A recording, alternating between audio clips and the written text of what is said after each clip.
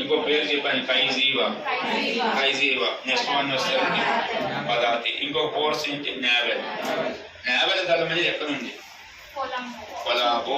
ఏం పేరు, కొలాబో. ఏం పేరు, కొలాబో. ఒక క్వశ్చన్ రైజ్ చేసిన గుర్తుపెట్టుకోండి. ఇది ఒక ప్లేస్ నాన్న, దీన్ని జింజీరా అంటారు. ఏమంటారు? ఓకే, జింజి అనే ప్లేస్ కర్ణాటక.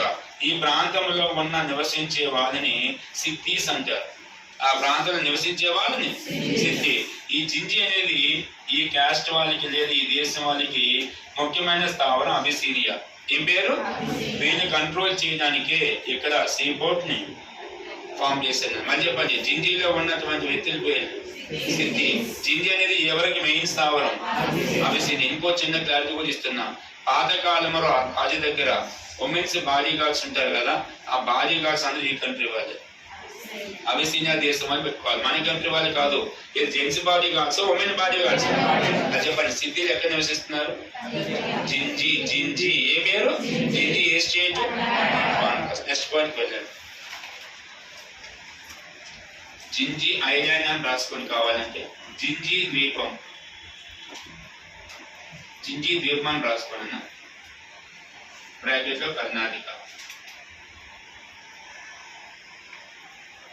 నివసించే వారిని స్టే పీపుల్, సింపుల్ రాసుకోండి. నివసించే వారిని సిద్ధీస్ అంటారు, సిద్ధీలు అంటారు. నివసించే వారిని సిద్ధి, SIDDI రాసారా. నెక్స్ట్ వన్, జింజీరా ఎవరికి మెయిన్ కేంద్రం, Abyssinia. Converse, Janjira the main place of Abyssinia అని రాసి వదిలేసాను. Abyssinia.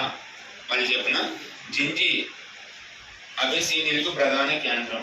Gingee the main place of, Gingee అనే ప్రదేశము అబిసీనియాకు ప్రధాన కేంద్రం అని రాయండి. Gingee the main centre of Abyssinia రాసి వదిలేసాను. అబిసీనియాకు ప్రధానమైన కేంద్రం. వీళ్ళని కంట్రోల్ చేయడం ఏ సీపోర్ట్ ఉపయోగించాడు, కాన్ఫరెన్స్.